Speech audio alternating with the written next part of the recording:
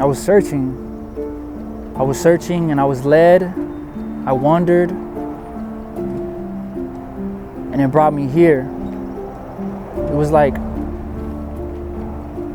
just a day of not knowing where I was gonna get the next high.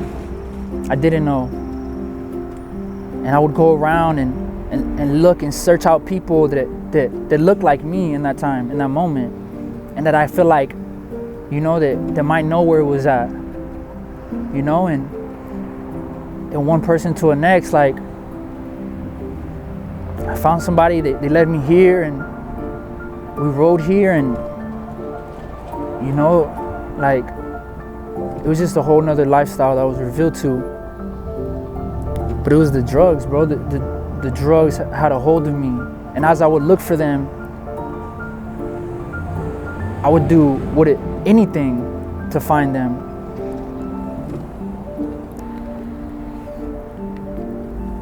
When I was 13 years old, I was with this girl that I met in my grandmother's foster home.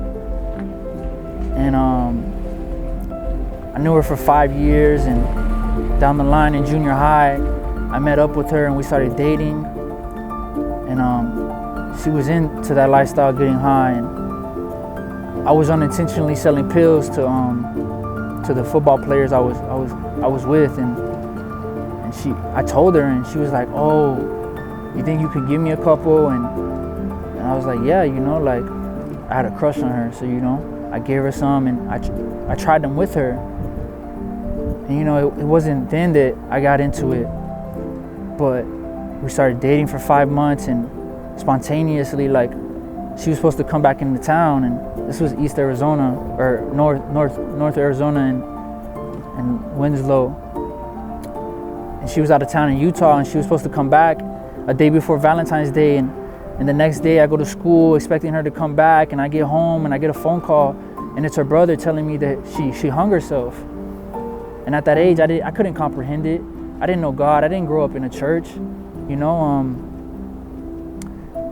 but I blamed God. And when I blamed God, I grew a hate for God. And that hate turned into bitterness and rage, and it was just the opposite of love. And anything that was happy, anything that was joyous, anything that was loving, I wanted to come against it and ruin it because I felt it was stripped away from me. So that all progressed, and by sophomore year, I'm doing heroin, and I tried meth, and I tried to escape this all by going to Miami, back to Miami where I'm from, and I started smoking crack out there. And it was just like I couldn't escape this desire, this addiction, and it just kept on bringing me lower and lower. And then I come back over here, and nothing amounts to the crack feeling, and I started doing both at the same time, and I just wanted to be numb. I didn't want to feel. And that cycle of addiction, I lost myself. I lost everything that I was, everything that I thought I was. And I became someone so far from who I was meant to be. Man, when I was first introduced to this place, I pulled up right over here with my boys. We were riding bikes. We pulled up right over here to this room, and it was just different. Like, I never even knew people hung out in these places. But bro, we would be deep.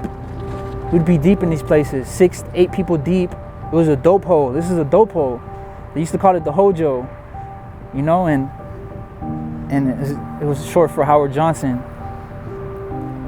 But bro, all these rooms, bro, we was just running through them. We knew everybody in the rooms, selling dope, slinging dope. See people get stabbed right here.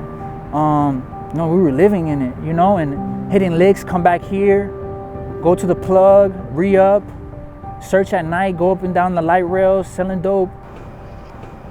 These rooms could tell a story if the walls could speak. And the stories, a lot of people wouldn't comprehend. A lot of people wouldn't be able to fathom the stories. The things that go on in these rooms. It's just crazy to think that people could move in a pact, a unit of darkness, and Bro, I've literally seen candles lit to Santa Muerte and prayers made and all that in these rooms, and it just goes to show that there's no cap on darkness. This whole block, it ran like that. It maneuvered like that. We all had like similar minds, a criminal mindset.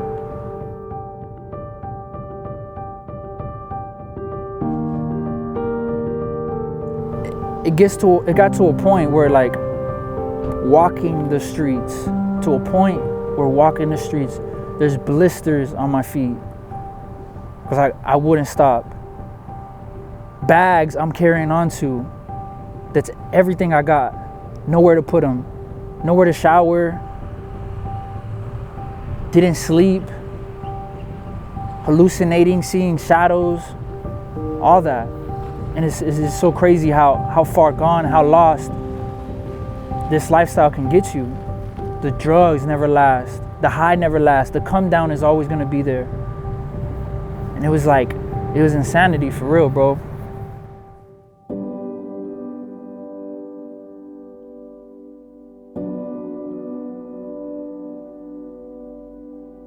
My addiction led me so far out that my mother had to get a restraining order on me, and she kicked me out. And you know, essentially it led her so far that it broke up her biggest relationship. You know, she lost the only man that ever treated her right, because I was too much as a son and to take on those responsibilities as a stepdad. You know, my mother was a single parent, and she had me when she was 13, and you know, nobody wants to latch on to so much problems. She ends up leaving me and going back to Miami, where we're from, and you know, I'm bound to Arizona, so she couldn't take me with her, and she was seeking out the Lord. You know, she fell to her knees and cried out to the Lord, and she was delivered from 20 years of addiction, and she was going towards the Lord, and my carnal mind didn't understand it. So I stayed out here because I was bound to Arizona through burglary charges and doing so much time in Durango and the county jail. And yeah, I was on probation, and I was trying to justify my use, and I would go in and out of jail, and it was like every time I wanted to let go, but in the back of my mind I had a desire I kept on feeding. So what ended up happening was I go to check in probation, and I had dope on me like a dummy because I didn't have anywhere to go or nobody I trusted. And when I go into probation, I check in late, and the police are there to arrest me, and I had dope in my shoe, and I knew I had dope, and I knew if they found this dope, that what was gonna happen was I was gonna go to prison. I already had stacked felony charges, a burglary charge, and 2 drug charges, and I knew I was gonna go to prison if they found that dope. And it didn't dawn on me until on the car towards booking in the Mesa City jail. And in booking, like, I'm crying hysterically out to the Lord because I was just done, bro. It was more than just seeing the prison. I was exhausted. I was literally sick and tired of being sick and tired. And I was hysterically crying out, and I said, like, I was done already. And God was speaking to my mom and giving me signs that I was gonna have a transforming experience and never be the same, and I was no longer gonna do drugs, and I didn't know how that was gonna happen. Physically, I didn't want to let go, or I've never wanted to be sober. You know, if anything, I'd fall back to my medical marijuana card or Xans or pills or anything. But it was like, she told me I was gonna have this experience, and in that moment, I didn't know, but that was the experience. And I was crying out to the Lord, and I said, Lord, if it's your will, I'll go to prison, I'll change my life, I'll serve you, but I can't do it anymore. But I also asked, if you can't take this cup from me. And it was so hysterical. They threw me in the isolation tank, but when they were searching me, they didn't find it, bro. And it was like a miracle, and it was only God that could do that. And I get in, and like a dummy, bro, when I get into the isolation tank, I take the dope out and start using it again, like stupid, you know, just spitting in God's face. And I go and I fall asleep, and I wake up, and they take me to 4th Ave, and I fall asleep, and they wake up and get my fingerprints, fall asleep, wake up, they take my photo, and the next thing you know, I'm waking up, and they're standing me up on a wall to search me again. And by this time, I moved it to my pant pocket, and I knew it was over with. Like, I wasn't gonna fidget and throw it. Like, I was done, bro. And I was like, this is the will of God that I go to prison. Like, I'm not gonna ever learn. I'm never gonna stop. And bro, I remember they put me up against the wall to check me and search me. And it was just like a miracle that the pocket that they always check, they always deep dig, bro, he lightly grazed it. And it was like crazy that he didn't find it because it was there. And when the doors clank, I get into my oranges or my stripes, and when the doors clanked, it was like chains were broken, bro. It was just, bro, the chains broke right there, bro. I didn't do the dope. I didn't do none of it. I went into the pot and sold it for food, but I didn't do none of it. I slept for 3 days because I was already up for 4, grinding, bro. Doing dope every day, up all night. And 3 days later, I wake up. This was 4 years ago, bro, in March, the same month. 4 years, and then I wake up and I started reading the Bible because this is the God I cried out to, and I didn't grow up in church. So I wanted to know who Jesus was. And I started reading Matthew, Mark, Luke, and John. And by this time I was baptized, backslid, everything. I had a calling on my life that God wanted to fulfill. And I started reading Matthew, Mark, Luke, and John and getting to know my Savior. And I got out on early release with two months. And I get to go into rehab. And then I get out of the rehab. I get to go back to Florida with my family. And then ever since, like, God has just been so gracious and merciful, and He's been so good to me. I didn't deserve it. I deserved to get locked up and the key be thrown away. I deserved everything coming towards me, but His grace and mercy was different. That when I cried out with a pure heart, that He saved me, that He heard my cry, He heard my prayer. And it's just amazing, bro, that to know that I've been set free and redeemed. I struggle. I'm not perfect, but I progress. I progress to be more like Him.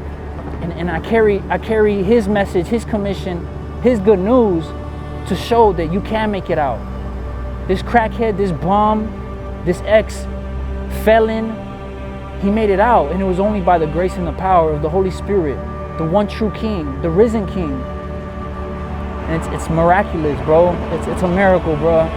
It's a miracle to see life and wake up without chasing. I wake up free, praying. And it's different, bro. Like, it's different to move like this. And I'm just thankful, bro.